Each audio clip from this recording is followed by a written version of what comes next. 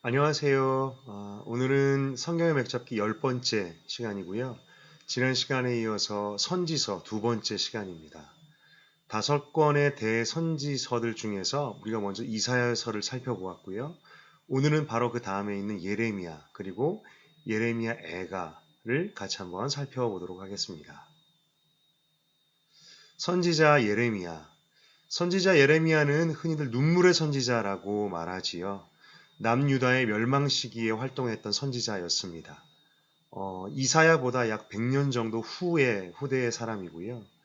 이사야가 남북 이스라엘 중에서 북이스라엘이 멸망했던 당시에 남유다만 혼자 남았던 시기의 선지자였다면 예레미야는 이제 그 유다마저 멸망당하는, 그래서 남유다의 멸망을 눈으로 지켜보아야만 했던 선지자였습니다. 예레미야 1장 1절 말씀을 보면 그가 아나돗이라는 지방의 제사장들 중에 힐기야의 아들이라고 기록하고 있습니다. 그는 몰락한 제사장 가문 출신이라고 할 수 있는데요. 몰락한 가문 출신이라고 하는 것은 이런 히스토리를 갖고 있습니다. 시대를 거슬러 올라가서 우리 다윗 왕 당시까지 가면 그 당시에 유력한 제사장이 두 사람이 있었습니다. 한 사람은 사독이고요. 또 한 사람은 아비아달이었습니다. 그런데 다윗이 죽은 후에 사독은 솔로몬을 지지한 반면 아비아달 제사장은 다른 왕자였던 아도니아를 지지했다가 솔로몬이 왕이 되었을 때 그의 고향 땅 아나돗으로 쫓겨나게 됩니다. 이것이 열왕기상 2장의 내용인데요. 흥미로운 것은 이 아비아달의 엘리의 후손이었다라고 성경은 기록합니다. 그래서 하나님께서 엘리 가문에 예언하신 말씀을 이루었다라고 또한 말씀하지요. 예레미야가 바로 이 엘리의 후손이었던 것입니다. 그래서 몰락한 제사장 가문 출신이라고 말을 하는데요. 예레미야는 여러 면에서 이사야 선지자와 비교가 됩니다. 이사야 선지자는 지난 시간에도 나누었지만 왕족 출신이었다라고 합니다. 그리고 유다의 왕들에게, 적어도 므낫세 이전의 왕들까지는 그 왕들에게 권위를 인정받고 중용되었던 그런 사람이었습니다. 그런데 반면에 예레미야는 몰락한 제사장 가문의 출신이었고, 또한 당시의 왕들에게 뿐만 아니라 그 신하들과 그리고 백성들에게까지도 외면당하고 핍박당하고 그가 전했던 말씀이 배척당했습니다. 그리고 뿐만 아니라 그의 메시지 때문에 매국노라고 민족의 반역자라는 취급까지 받아야만 했었던 것이지요. 그의 일생은 그래서 고난과 핍박의 연속이었습니다. 고난과 핍박, 눈물의 선지자. 그가 눈물의 선지자였던 이유는, 그렇게 불리는 이유는 두 가지 면에서 볼 수 있습니다. 첫 번째는 그가 하나님의 도성 예루살렘이 멸망하는 것을, 그리고 하나님의 성전이 무너지는 것을 그의 눈으로 직접 보아야만 했기 때문이었죠. 그래서 그런 그의 비탄과 슬픔을 기록했던 것이 바로 예레미야 애가입니다. 그리고 두 번째로 그를 눈물의 선지자라고 말하는 이유는 그가 평생에 전했던 말씀 때문에 그가 백성들로부터 배척당했던 것 때문이었습니다.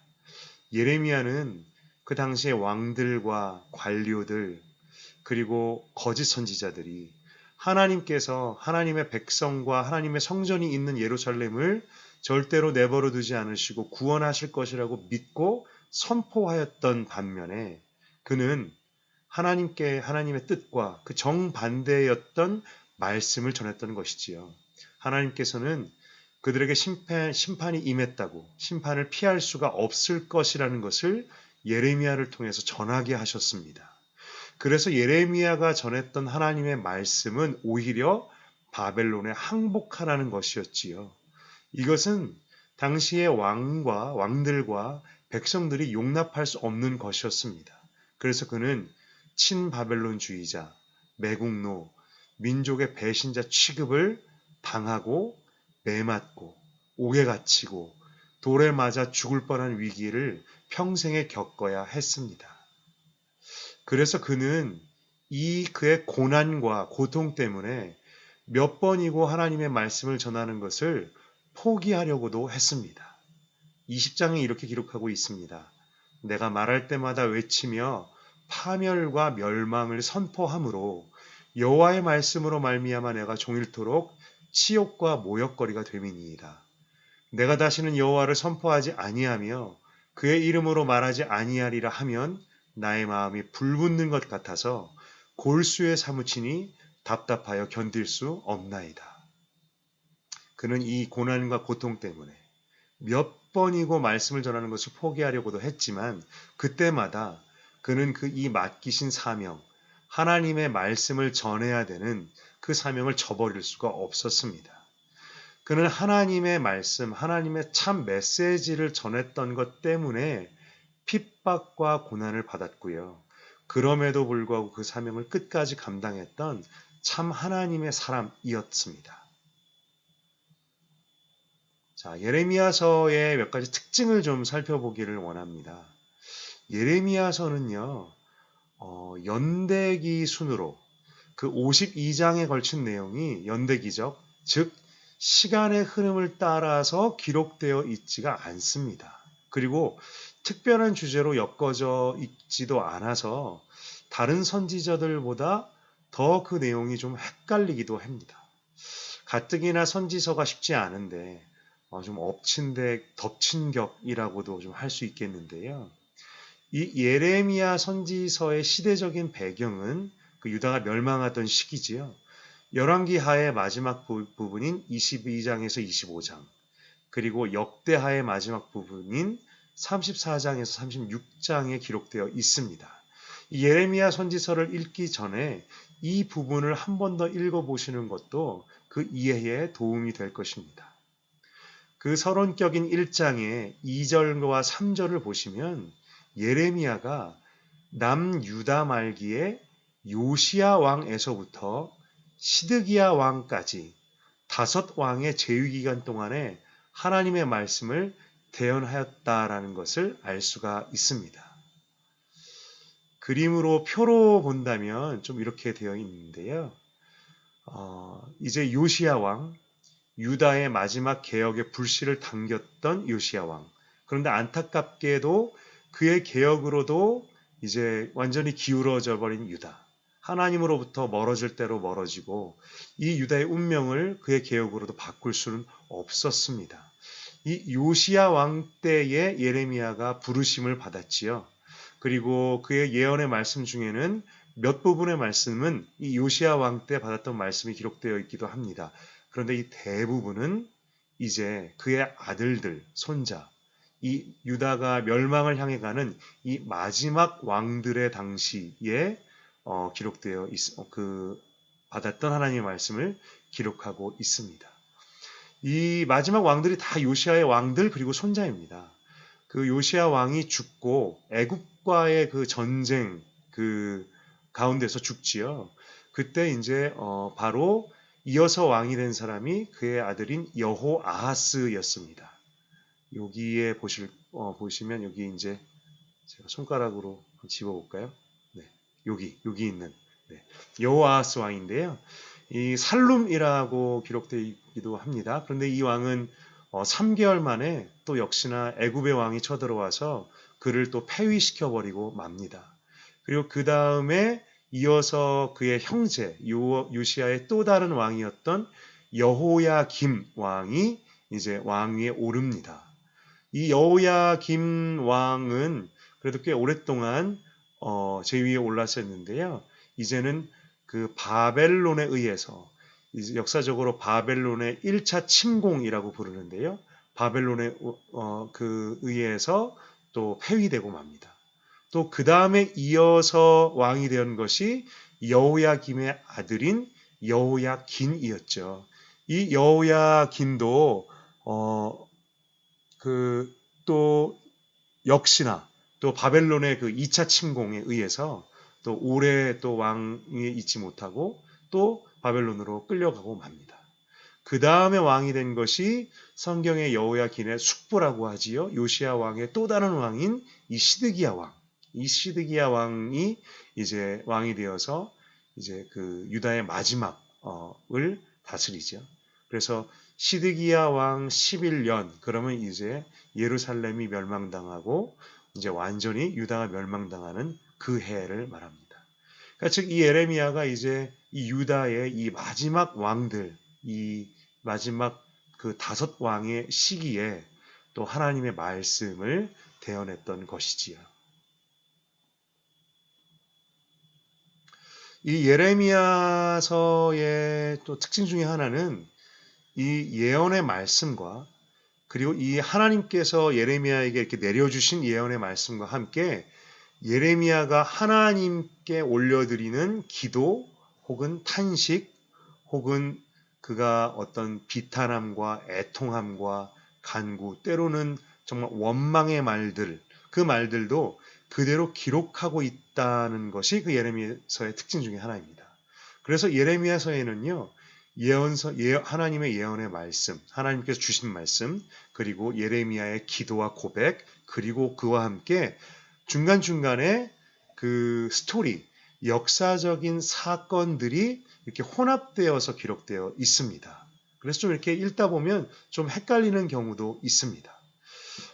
그리고 중간중간에 예레미야 말씀 중에 정말 많이 나오는 구절이 무엇이냐 하면 여호와의 말씀이니라 라는 표현입니다.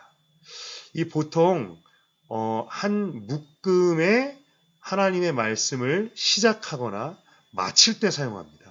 그래서 여러분들이 그 말씀을 읽으실 때 어디서부터 어디까지가 한 묶음의 하나님의 말씀인지를 볼 수 있는 지표가 되기도 하고요. 또 하나님의 말씀과 그 다음에 예레미야의 기도를 구분하는 지표가 되기도 합니다. 이 구절을 유의하면서 읽으시면 또 도움이 될 것 같습니다. 자, 예레미야서의 내용을 조금 이렇게 살펴봤으면 좋겠는데요. 제가 예레미야서의 구성을 좀 표로 한번 짜봤는데요. 딱 얼핏 이렇게 보시면 보기만 해도 부담스러우실 수도 있을 것 같습니다.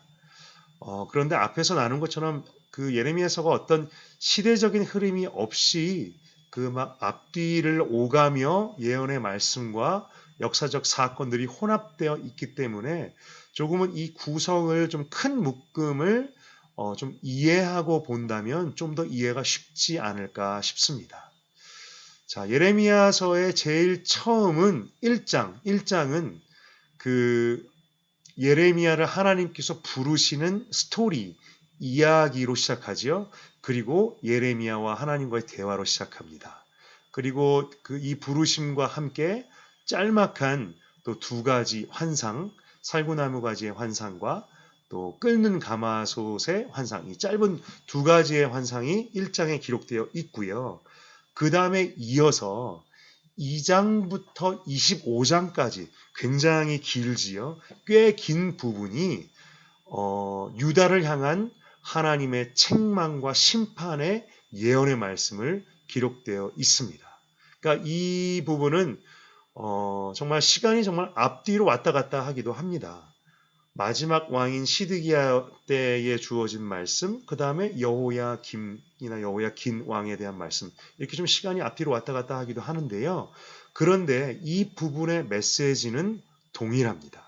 이 메시지는 무엇이냐 하면 유다가 어떻게 하나님을 배신하였는가, 어떻게 하나님과의 언약을 깨뜨렸는가, 어겼는가, 그래서 이제는 심판이 피할 수 없다라는 말씀을 이제 2장에서 25장까지 하나님께서 예레미야에게 전해주시는 말씀이지요.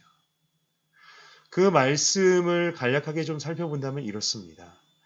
결혼 언약의 파기라고도 볼 수가 있습니다. 2장 2절과 32절에 보면 하나님께서 이렇게 말씀하시죠. 내가 너를 위하여 내 청년 때의 인애와 내 신혼 때의 사랑을 기억하노니, 이때는 언제냐 하면 하나님께서 이스라엘을 이집트에서 불러내셨던 그때, 그리고 그 광야의 때를 말씀하십니다. 그때는 이 이스라엘이 정말 부족해도 하나님을 마치 정말 신혼 때의 사랑처럼 그렇게 따랐다라고 하십니다. 그리고 그때를 그리워하시면서 말씀하시기를 32절에 처녀가 어찌 그의 패물을 잇겠느냐, 신부가 어찌 그의 예목을 잇겠느냐. 그러나 오직 내 백성은 나를 잊었나니 그날 수는 셀 수 없거늘. 그러니까 이 이스라엘이 정말 하나님께서 마치 결혼으로 정말 신부로 부르신 그 언약을 버렸다라고, 깨뜨렸다고, 하나님을 버렸다라고 말씀하십니다. 그리고 또한 이렇게도 말씀하십니다. 3장에 보시면, 3장 8절에 보시면 먼저 북이스라엘 말씀을 하세요. 나에게 배역한 이스라엘이 간음을 하였기 때문에 내가 그를 내쫓고 그에게 이혼 증서까지 주었다. 그러니까 그가 북이스라엘이 먼저 멸망케 하신 일을 말씀하신 것이죠. 그런데 그것을 눈으로 보고도 그의 반역한 자매 유다가 두려워하지 않았다. 이 모든 일이 있어도 그 유다가 진심으로 나에게 돌아오지 않았다라고 말씀을 하시는 거죠. 하나님께서는 이 2장에서 25장에 걸친 이 말씀 가운데서 이 정말 나와 결혼한 내가 신부로 부른 이스라엘이 나를 버리고 나를 떠났다라고 애통해 하십니다. 그러면서 이 말씀 속에서 발견하는 하나님의 마음은 그들에게 심판을 내릴 수밖에 없는 그 마음이십니다. 정말 비탄한 마음, 애통한 마음이지요. 이 이사야 선지서랑 비교할 때 이 예레미야서를 통해서 주시는 말씀은 훨씬 더 그 비탄함이 깊어지신 듯한 말씀입니다. 이제는 정말 심판을 돌이킬 수가 없다라는 것을, 심판이 눈앞에 왔다라는 것을 말씀하십니다. 그래서 하나님께서는 그럼에도 불구하고 하나님께서는 그들에게 여전히 돌아오라고 말씀하십니다. 그런데 돌아오지 않을 것임을 하나님께서 아시는 것이지요. 얼마나 비통하실까요? 그래서 심판이 피할 수 없다라는 것을, 그래서 바벨론에 항복하라라는 말씀을 하시는 것이지요. 그리고 이 굉장히 긴 부분의 하나님의 예언의 말씀에 이어서 나오는 26장에서 29장 세 번째 부분은요, 이야기입니다. 스토리입니다. 그 역사적인 사건의 기록인데요. 어떤 것이냐 하면 예레미야 선지자가 고난받고 핍박받는 이야기입니다. 그러니까 바로 2장에서 25장에 걸친 그 메시지를 선포하느라고 핍박받는 그 스토리가 여기 등장합니다. 거짓 선지자들이 등장합니다. 예레미야에게 하나님의 말씀을 대언하지 말라고 협박합니다. 정말 하나님의 참 선지자가 하나님의 참 메시지를 전했다가 오히려 협박받고 핍박당하는 기가 막히는 이야기가 이곳에 나오는 것이지요. 그리고 그 다음에 네 번째로 노란 부분인데요. 33장에서부터 33장까지 이 말씀, 미래의 회복에 대한 약속의 말씀이 예레미야서의 핵심이라고 할 수 있습니다. 30장 이전까지의 말씀만 읽으면 마치 소망 없는 망국 이야기로 끝나게 되는 것 같습니다. 하나님의 언약 백성이 하나님을 떠나고 하나님은 그들에게 돌아오라고 말씀하시는데 그들은 듣지 않고, 그래서 심판을 당할 수밖에 없다는 정말 우울한 이야기, 절망의 이야기, 그리고 하나님의 언약은 깨어지는 것으로 끝나고 맙니다. 그런데요, 하나님께서는요, 이들에게 심판 이후에, 멸망 이후의 계획, 이미 이사야 선지자를 통하여서도 말씀하셨던 새 일, 그 새 일이 어떤 것인지를 이제 말씀해 주십니다. 이후에 한 번 더 살펴보도록 하겠습니다. 그리고 이 핵심의 스토리, 미래와 회복에 대한 그 약속의 말씀 이유를 보시면 34장에서 35장에서는요, 두 편의 짤막한 하나님의 예언의 말씀이 부록과 같이 기록되어 있는데요. 이곳은 대칭을 이룹니다. 34장에서 시드기야 시대의 불신앙에 대해서 하나님께서 말씀하세요. 그런데 35장은요, 레갑 족속이라는 사람들의 믿음을 하나님께서 말씀하십니다.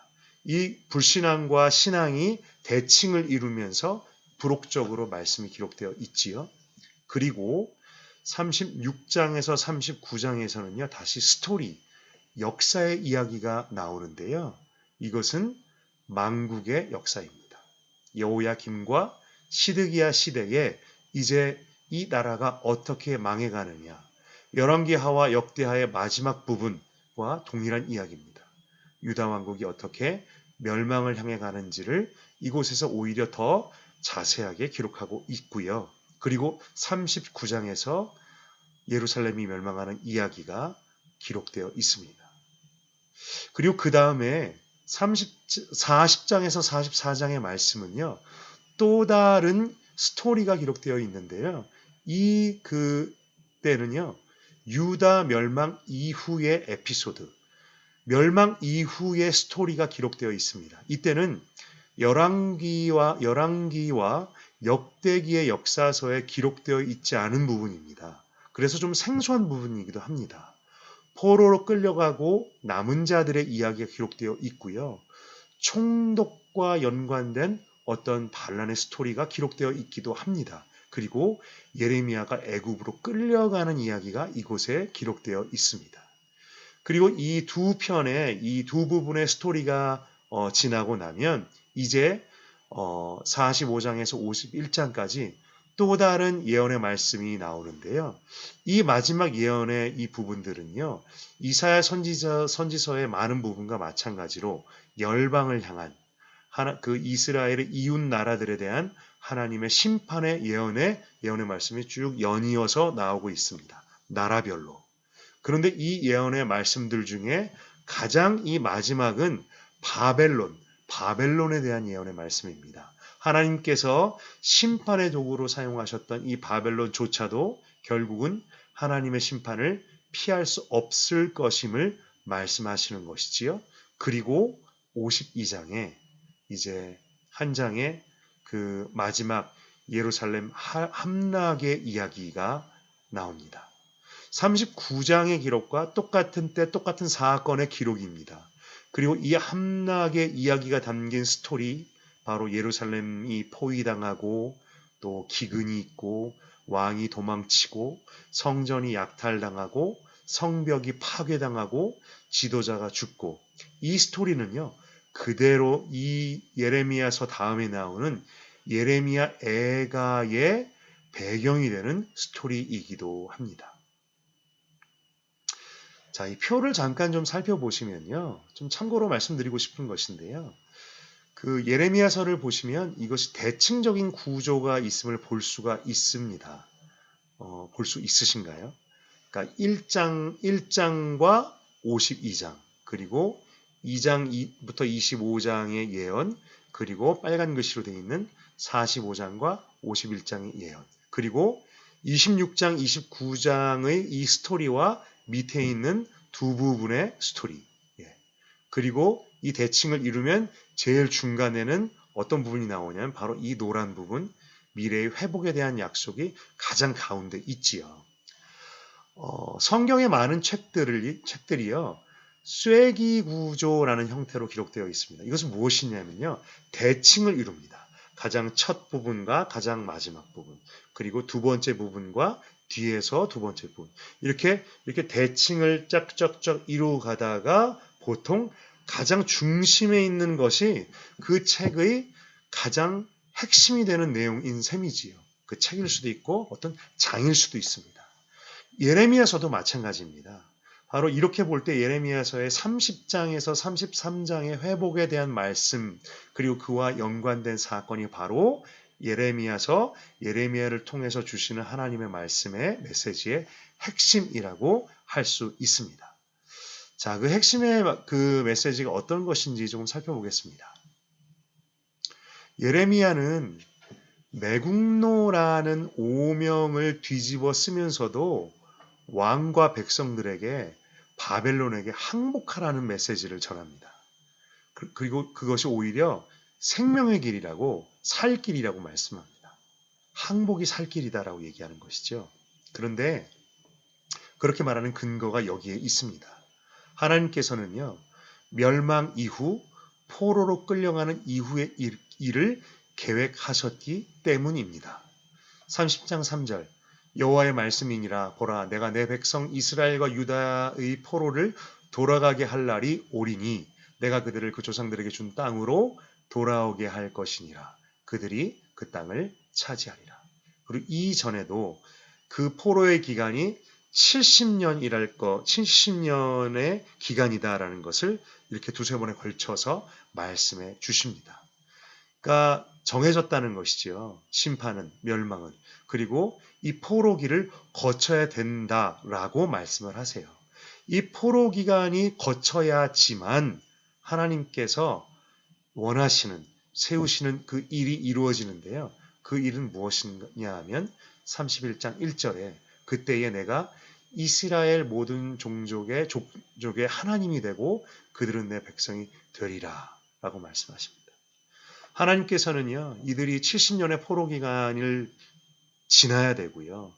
끝나야지만 다시 하나님께서 그들을 회복시키실 것이다. 그 일이 이루어질 것이다 라고 약속을 하세요. 어떻게 보면 예수님께서 제자들에게 말씀하시죠. 내가 너희들을 떠나야만 된다. 떠나야지만 보혜사 성령이 오실 것이다. 마치 이런 것과 같습니다. 이 이스라엘 백성들이요, 이 포로기로 들어가야만 합니다. 그래야지만 하나님의 놀라운 새로운 계획이 이제 시작되고 이루어진다라는 것이죠. 이것을 위해서요, 하나님께서는요, 예레미야에게 어떤 상징적인 사건 하나를 명령하십니다. 그것은 무엇이냐면 그의 고향 땅 아나돗에 있는 밭을 사라고 명령하십니다. 너는 베냐민 땅 아나돗에 있는 나의 밭을 사라라고 그의 친척이 말하는데요. 하나님께서 이것이 예레미야는 이것이 하나님의 말씀인 줄을 알았다라고 기록을 하고 있습니다. 근데 이것이 좀 이상합니다. 예레미야 자신에게는 그 나라가 망할 것을 선포하라고, 멸망할 것을 선포하라고, 절망을 선포하라고 하시고는 그에게 밭을 사라고 하십니다. 그 이유가 무엇이냐? 그것은 하나님께서 일정 기간이 지나고 나면 다시 그 땅에 집을 짓고 밭과 포도원을 사게 될 것임을 상징적으로 예레미야를 통해서 말씀하여 주시는 것이죠. 여호와 이스라엘 하나님께서 이와 같이 말씀하시니라. 사람이 이 땅에서 집과 밭과 포도원을 다시 사게 되리라 하셨다 하니라. 이 말씀에서 14절과 15절에서요. 만군의 여호와 이스라엘의 하나님께서 이와 같이 말씀하시니라라는 말씀을 두 번, 이 보증과 강조의 말씀을 두 번이나 하십니다. 그렇다면 엄청 중요한 말씀이시죠. 하나님께서는요, 이 상징적인 사건은 전후로 해서 멸망 이후에 하나님의 계획을 말씀해 주십니다. 31장 31절에서 이렇게 말씀하십니다. 여호와의 말씀이니라. 보라, 날이 이르니 내가 이스라엘 집과 유다 집에 새 언약을 맺으리라. 그리고요, 이 새 언약은 옛 언약과 같지 않을 것이다 라고 말씀하십니다. 내가 그들의 남편이 되었어도 그들이 내 언약을 깨뜨렸다. 내가 이제는 나의 법을 그들의 속에 두며 그들의 마음에 기록하여 나는 그들의 하나님이 되고 그들은 내 백성이 될 것이다. 우리가 창세기 이후로 계속해서 하나님의 언약을 보았습니다. 하나님께서 하나님 그 창세기 때에 나눴던 것이 이 땅 가운데 세상에 창조하신 하나님의 나라가 깨어졌습니다. 그런데 하나님께서는 깨어진 그분의 나라를 회복시키기 위해서 어떤 방법을 쓰셨냐 하면 택하신 하나님의 백성을 부르셔서 그들과 언약을 맺으십니다. 그리고 이 언약 백성들을 통해서 이 땅 가운데 하나님의 나라를 회복시키시는 일을 하십니다. 그런데 지금 이때에 이때에 이 선지자들이 활동하고 선지서의 시기에 딱 이르게 되면 이제는 이 언약이 마치 무용지물이 되어버린 것처럼 보입니다. 백성들이 언약을 버렸기 때문이죠. 언약을 백성들이 깨뜨려 버렸기 때문이죠. 그런데 이제 하나님께서는요, 이 언약을, 백성들이 깨뜨린 언약을 무용지물로 만드시는 것이 아니라 오히려 이 언약을 전혀 이전과는 다른 것으로, 새로운 것으로 바꾸십니다. 갱신하십니다. 이전의 언약과는 전혀 다른 방법으로. 그래서 이전의 언약이 돌에 썼던 것이라면 새 언약은요, 그들의 마음에 기록하신답니다. 그래서 하나님의 염원과도 소원과도 같은 나는 그들의 하나님이 되고 그들은 나의 백성이 되는 그 관계를 이룩하신다라고 말씀하십니다. 그래서 33장에 그 유명한 말씀이 나오는 것이지요. 이를 행하시는 여호와, 그것을 만들며 성취하시는 여호와, 그의 이름을 여호와라 하는 이가 이와 같이 이르시도다. 너는 내게 부르짖으라. 내가 내게 응답하겠고 내가 알지 못하는 크고 은밀한 일을 내게 보이리라. 이 말씀을 좁게는 우리에게 계획하시는 어떠한 일로 볼 수도 있지만 여기서 크게 볼 때 하나님께서는요, 예레미야를 통하여서 이미 세우신 어떠한 일을 하신답니다. 그래서 그에게 부르짖으라고 하십니다. 예레미야가 알지 못했던, 이전에는 알지 못했던 크고 은밀한 일, 이전에는 상상도 못했던 그 일이 무엇이냐 하면 이사야 선지자를 통해서 말씀하셨던 내가 새 일을 행하리니와 동일한 일입니다. 바로 예루살렘을 회복시키시고 하나님의 백성과 하나님의 나라를 회복시키시는 일이지요.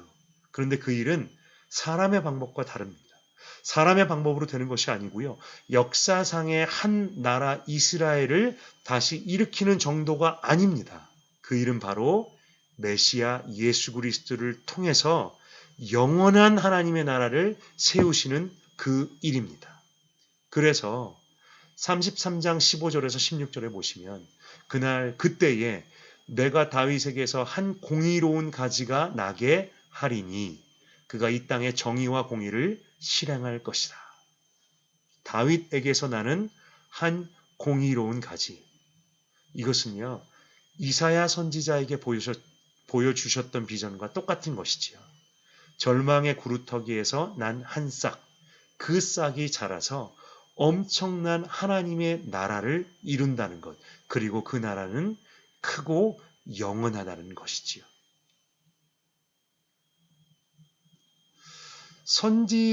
선지서들을 보시면 공통적으로 그 선지자들이 담고 있는 메시지가 있습니다.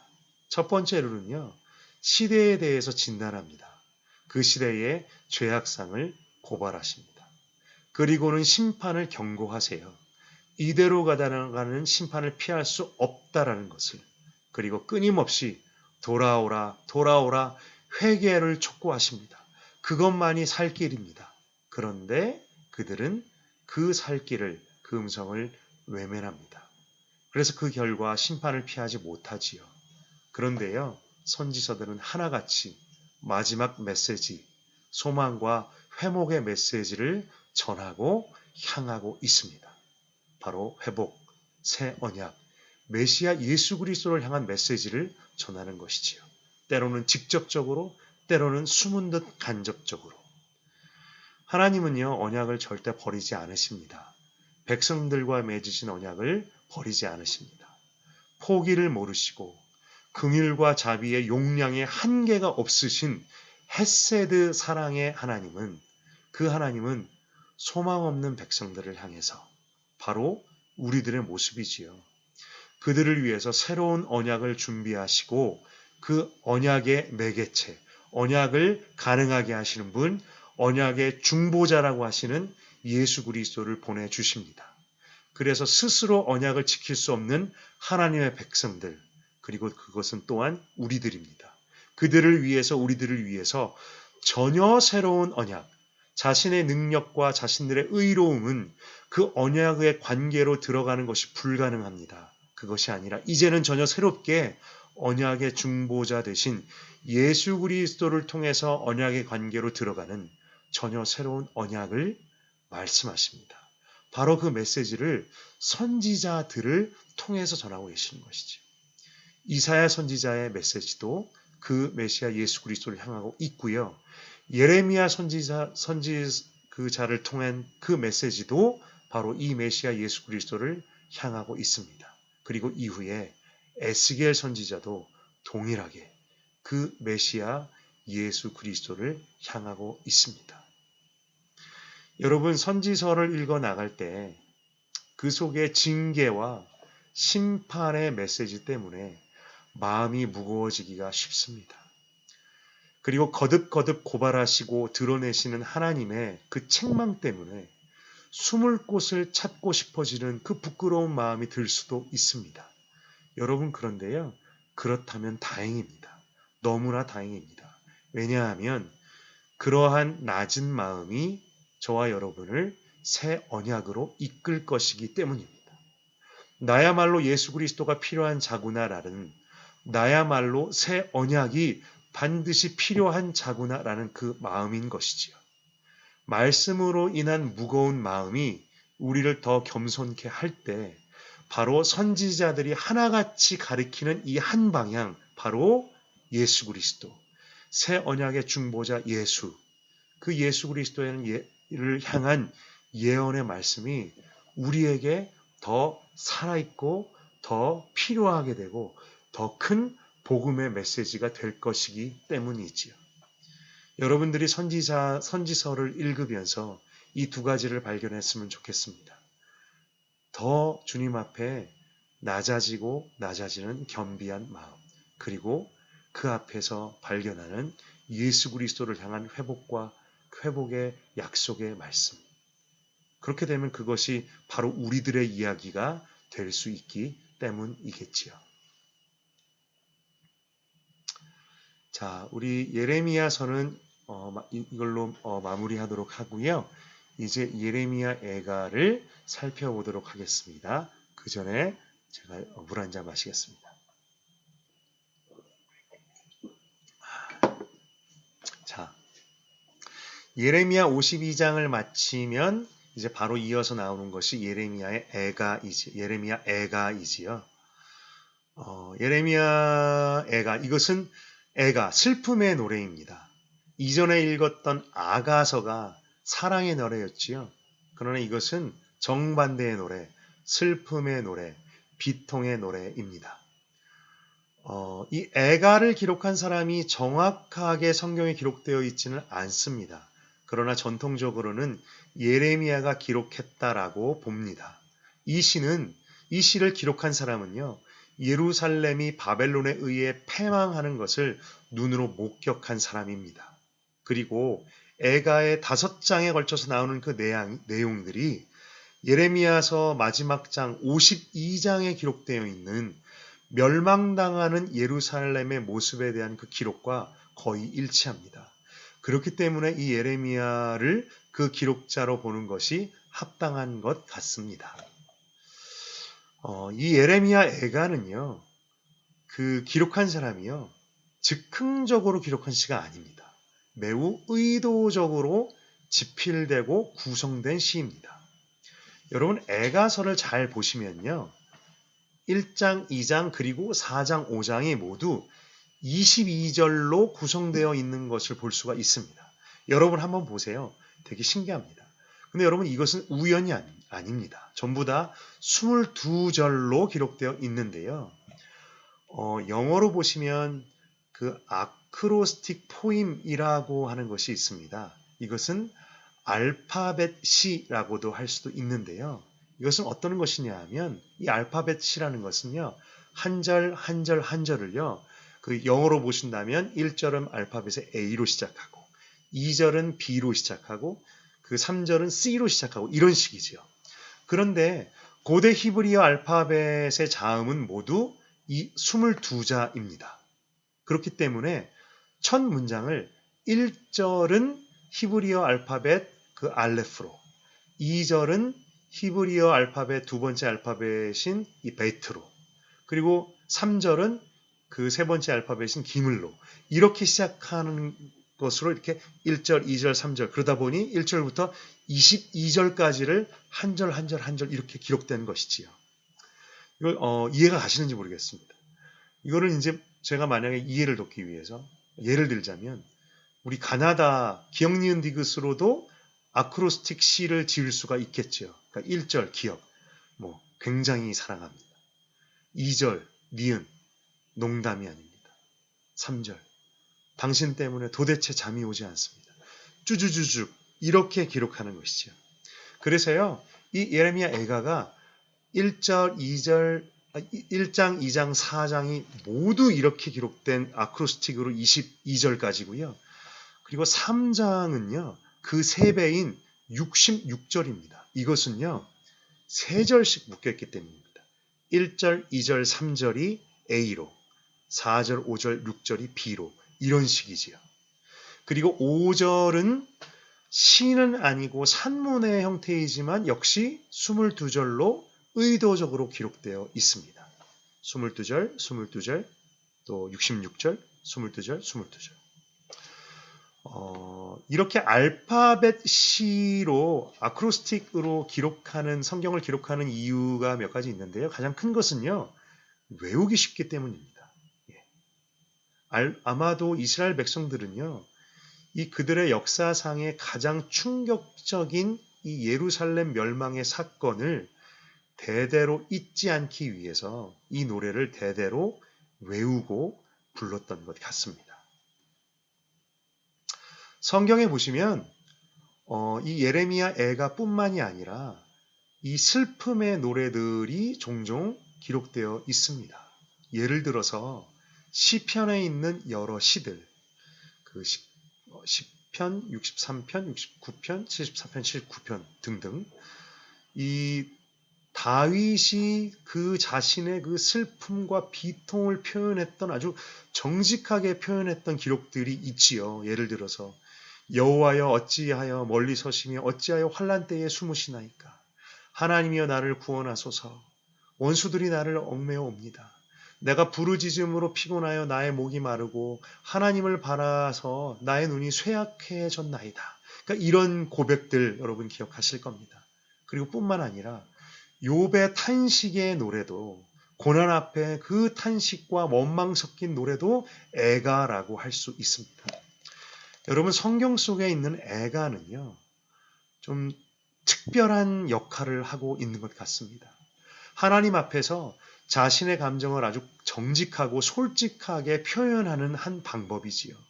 시를 통해서 죄로 인해 깨어진 세상에서 그 깨어진 인간들이 살아가기 때문에 만나게 되는 그 고통을 숨기지 않고 쏟아냅니다. 이 쏟아낸다라는 표현이 적합한 것 같습니다. 때로는 혼란스러운 목소리, 때로는 원망의 목소리, 때로는 비탄과 슬픔, 때로는 고통의 하소연으로 자신의 감정을 여과 없이 숨김없이 표현하고 쏟아내고 토해냅니다.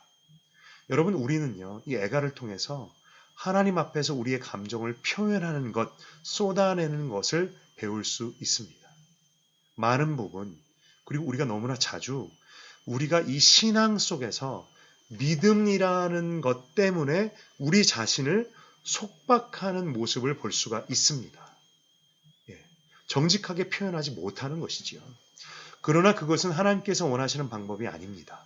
오히려 이것은 하나님을 만날 수 있는 방법도 아닙니다. 하나님은 오히려 자신의 감정을 토해내고 자신의 내면을 숨김없이 하나님 앞에 드러내고 고백하는 사람들을 만나 주십니다. 다윗이 그랬고 욥이 그랬지요. 이 예레미야 애가에서 예레미야도 그랬습니다. 성경의 그 고통 속의 질문과 감정의 표현 가운데서 발견할 수 있는 것이지요. 그런데 대신에 이 성경 속의 애가는, 이 예레미야 애가는 단순한 원망과 불평의 토로 하소연으로 끝나지 않습니다. 이 예레미야가, 이 애가의 저자가 멸망당한 예루살렘을 보면서 애통해 하지만 그것 때문에 이것이 하나님에 대한 원망으로 끝나지가 않습니다.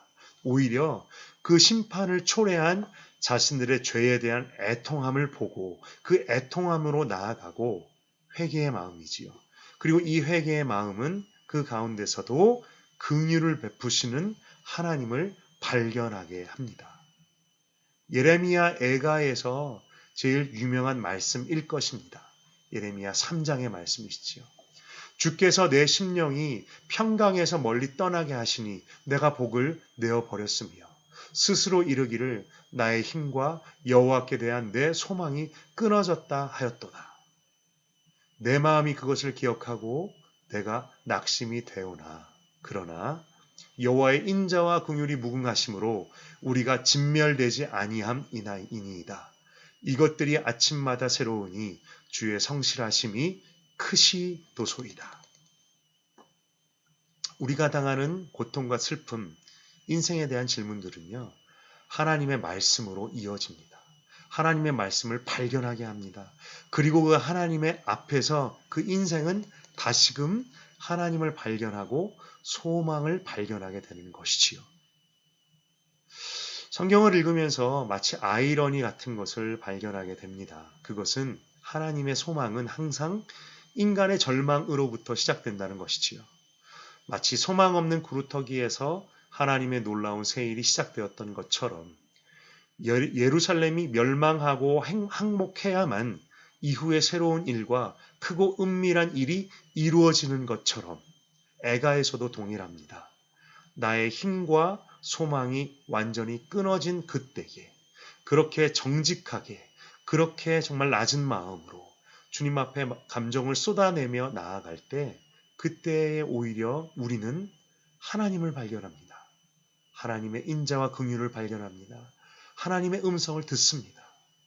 이전에 보이지 않았던 것들을 그 절망의 때가 되어야만 볼 수 있게 되기 때문일 것이고 또한 하나님의 은혜와 능력은 바로 그 낮은 곳, 낮은 마음에 임하기 때문일 것입니다.